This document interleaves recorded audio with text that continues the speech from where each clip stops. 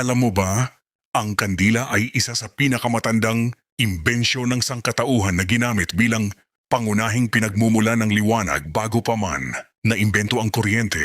Libu-libong taon na ang nakalilipas. Natuklasan ng mga sinaunang tao na ang taba ng hayop, wax ng halaman, at iba pang likas na materyales ay maaaring sunugin ng dahan-dahan upang makalikha ng ilaw.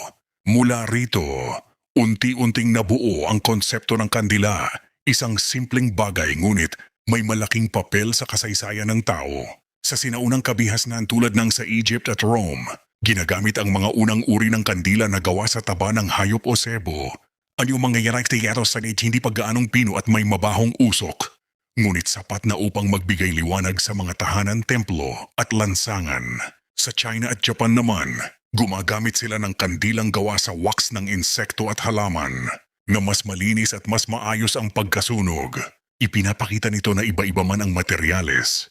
Pare-pareho ang layunin, ang magdala ng liwanag sa dilim. Noong gitnang panahon sa Europa, naging mas mahalaga ang kandila sa mga simbahan at monasteryo.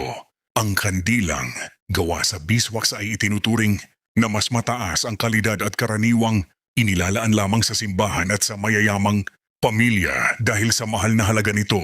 Sa panahong ito rin, nagsimulang magkaroon ng simbolikong kahulugan ang kandila bilang liwanag ng pananampalataya, pag-asa at kabanalan. Pagsapit ng ika-19 na siglo, nagkaroon ng malaking pagbabago sa paggawa ng kandila ng matuklasan, ang paraffin wax mula sa langis. Dahil dito, naging mas mura, mas malinis at mas madaling gawin ang mga kandila. Kahit nang dumating na ang kuryente at unti-unting nawala ang pangangailangan sa kandila bilang pangunahing ilaw, hindi ito tuluyang nawala sa kultura ng tao.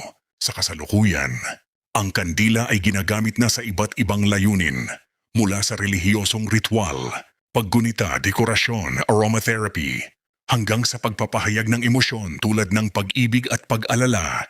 Ang munting apoy ng kandila ay patuloy na sumisimbolo ng liwanag sa gitna ng dilim, pag-asa sa panahon ng pagsubok, at katahimikan sa mundong puno ng ingay. Sa kabila ng pag-usbong ng makabagong teknolohiya, nananatiling buhay ang kandila bilang isang tahimik, ngunit makapangyarihang bahagi ng kasaysayan at kultura ng sangkatauhan.